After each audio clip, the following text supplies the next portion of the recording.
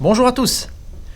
Vous savez que depuis le 1er juillet 2021, des grands changements ont eu lieu dans le e-commerce.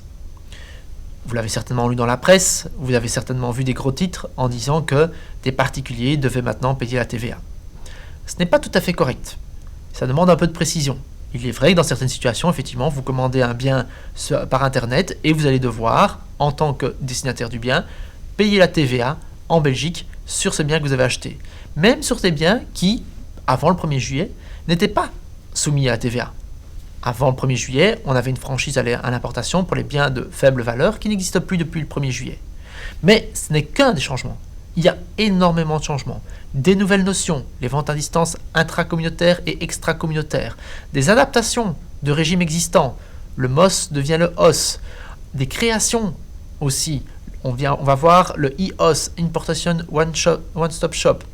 Toutes ces modifications entraînent de grands changements au niveau du commerce B2C, en intracommunautaire ou en extracommunautaire. Pour ne pas se tromper, il est important de bien maîtriser ces règles. Et ces règles sont relativement compliquées.